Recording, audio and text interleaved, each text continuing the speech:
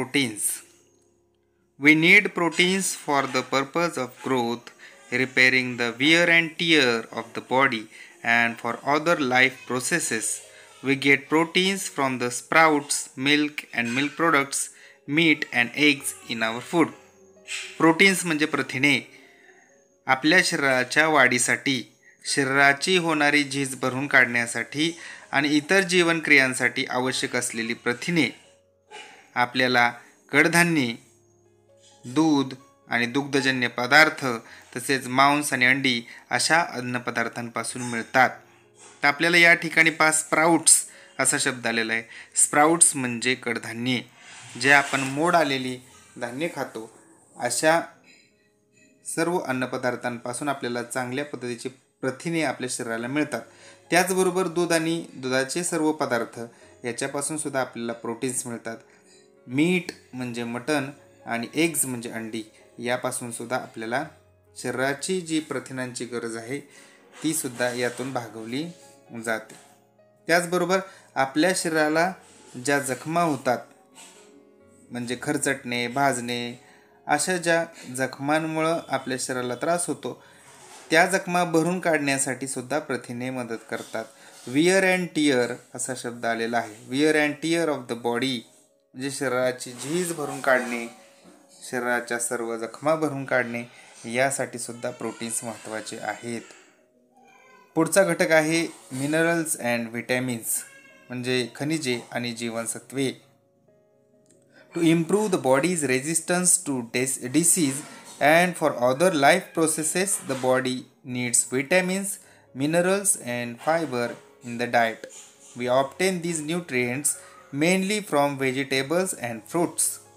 We require vitamins and minerals in small quantities, but their deficiency can lead to various diseases. Let us learn more about them. आपल्या शरीराला रोगप्रतिकार आणि इतर जीवनावश्यक क्रियांसाठी खनिजे, जीवनसत्वे आणि तंतुमय पदार्थ यांची खूप आवश्यकता असते. व्हिटॅमिन्स म्हणजे जीवनसत्वे, मिनरल्स म्हणजे खनिजे आणि फायबर म्हणजे तंतुमय पदार्थ यांची गरज आपल्या शरीराला असते. मात्र हे जे घटक आहेत ते आपल्या शरीराला कमी प्रमाणात मिळाले त्यांच्या कमतरतेमुळे आपल्या शरीराच्या वाढीवर आणि इतर गोष्टींवर गंभीर परिणाम होऊ शकतात. काय परिणाम होणार आहेत हे आपण पुढे जाणून घेणार आहोत. The body needs several inorganic substances. They are called minerals. The table below gives example of some minerals and provides information about their functions in our body. The various sources of the minerals as well as the diseases caused by their deficiency. आपल्या शरीराला minerals म्हणजे खनिजांची गरज असते. तर खाली एक chart दिलेला आहे. याच्यामध्ये आपल्याला शरीराला आवश्यक असणारी खनिजे कोणती, त्यांची कार्य काय, त्यांचा उपयोग काय आणि समजा ही खनिजे आपल्या शरीराला जर मिळाली नाहीत तर शरीरावर त्याचा काय परिणाम होऊ शकतो हे आपल्याला या ठिकाणी दिलेलं आहे. आपण चार्ट समजून घेऊया. मिनरल्सची यादी जी आहे ती आपण पाहूया.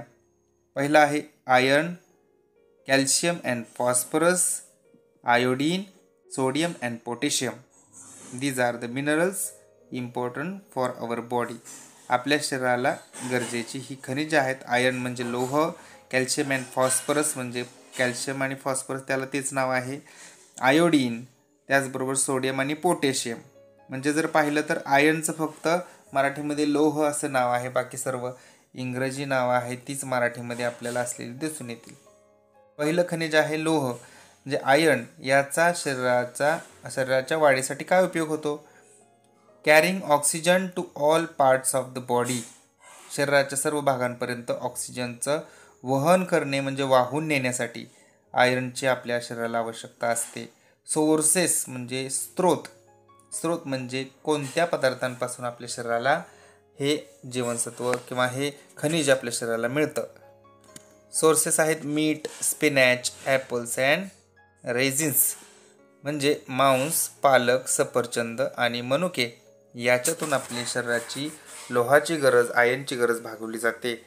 आणि समजा लोहाची कमतरता असेल शरीरामध्ये तर काय होऊ शकतं? तर अनेमिया नावाचा आजार, अनेमियाला मराठीमध्ये पांडुरोग म्हणतात, सतत थकवा वाटणे असा त्रास त्या ठिकाणी होऊ शकतो. दुसरं खनिज आहे calcium and phosphorus. What is the function of calcium and phosphorus? Strengthen bones and teeth. शरीरामध्ये असणारी हाडं जे आहेत आणि आपले दात आहेत हे मजबूत करण्याचं काम कॅल्शियम आणि फॉस्फरस या खनिजामुळे होत असतं. याचे सोर्सेस काय आहेत? Milk and milk products, green leafy vegetables and meat. दूध, दुग्धजन्य पदार्थ, हिरव्या पालेभाज्या आणि मांस याच्यातून आपल्या शरीराला कॅल्शियम आणि फॉस्फरस मिळतं. याच्या कमतरतेमुळं bad teeth, brittle and weak bones, आपले दात खराब होणं, हाडं ठिसूळ बनणं आणि कमकुवत बनणं असे आजार आपल्याला कॅल्शियम आणि फॉस्फरसच्या अभावामुळे होऊ शकतात. पुढचं खनिज आहे आयोडीन. आयोडीन हे जे मिनरल आहे याचं फंक्शन काय आहे, म्हणजे कार्य काय आहे, उपयोग काय आहे? It controls growth, speeds up chemical reactions in the body. Control म्हणजे नियंत्रण करणं. कशाचं नियंत्रण करते? तर वाढीचं नियंत्रण करणं, शरीरामध्ये होणाऱ्या रासायनिक क्रिया गतिमान करणं. All it speeds up chemical reactions in the body. आता याचा सोर्स काय आहे? Raisins, beans, fish, sea food. म्हणू का? बीन्स जे घेवडा असेल, त्याचबरोबर मासे, मीठ, समुद्रातून मिळणारे अन्नपदार्थ हे याचे सोर्सेस आहेत. डेफिशियन्सी डिसीजेस कोणते आहेत? याच्यातून कोणता आजार होऊ शकतो? तर गॉयटर नावाचा आजार, मराठीमध्ये त्याला गलगंड असं म्हणतात, गॉयटर हा आजार होऊ शकतो. सोडियम अँड पोटॅशियम असं पुढच्या खनिजाचं नाव आहे. याचं कार्य काय आहे, उपयोग काय आहे?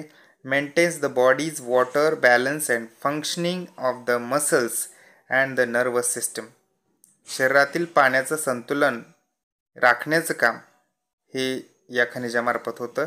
त्याचबरोबर चेतासंस्था व स्नायूंच्या क्रिया चालू ठेवण्याचं काम हे सुद्धा सोडियम आणि पोटॅशियमच्या माध्यमातून होतं. Functioning of the muscles and nervous system लक्षात घ्या. त्याच्यानंतर याचे स्रोत काय आहेत? Salt, cheese, leafy vegetables, fruits, pulses. Salt म्हणजे मीठ, चीज म्हणजे लोणी, पालेभाज्या, लिफी व्हेजिटेबल्स ज्याला म्हणतात, त्याचबरोबर फ्रूट्स आणि पल्सेस. फ्रूट्स म्हणजे फळे, पल्सेस म्हणजे डाळी. आणि या अभावी आपल्या शरीरामध्ये कोणता आजार होऊ शकतो? इनएफिशियन्सी ऑफ मसल्स, स्नायूंची अकार्यक्षमता, म्हणजे आपले स्नायू व्यवस्थितपणे काम करत नाहीत. व्हिटॅमिन्स म्हणजे जीवनसत्वे. तर पहा व्हिटॅमिन्स कोणते आहेत? वॉटर सोल्युबल व्हिटॅमिन्स, जलविद्राव्य म्हणजे पाण्यात विरघळणारी व्हिटॅमिन्स कोणती? Vitamin B and vitamin C dissolves easily in water, so they are called water soluble vitamins.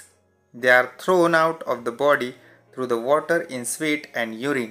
Hence, a regularly supply of these vitamins is essential.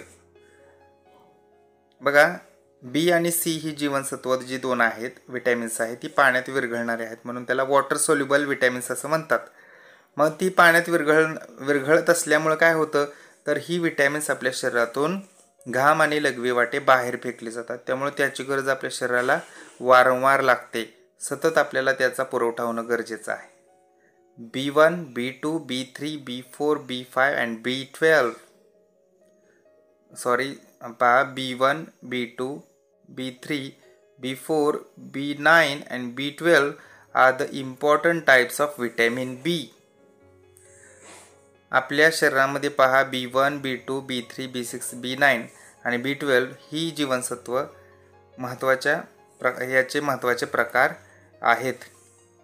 जल अविद्राव्य जीवनसत्व कोणते आहेत पाहूया. These vitamins are insoluble in water but are soluble in fatty substances. They get stored in the body. Vitamins A, D, E and K are fat soluble vitamins. ही जीवनसत्व पाण्यात विरघळत नाही, म्हणजे विरघळणारी आणि न विरघळणारी असे दोन प्रकार विटॅमिनचे आपल्याला पाहायला मिळाले, water soluble and water insoluble. आता कोणती विरघळत नाहीत तर ते पाहूया आपण. ADEK बघा, 4 ही विटॅमिन्स आहेत. ADE आणि K ही विटॅमिन्स जे आहेत ती वॉटर इनसोल्युबल विटॅमिन्स आहेत. मग ही कशात विरघळतात तर फॅट सोल्युबल आहेत, म्हणजे मेदामध्ये ही जीवनसत्वे विरघळतात. शरीरामध्ये जे फॅट्स आहेत त्याच्यामध्ये विरघळणारी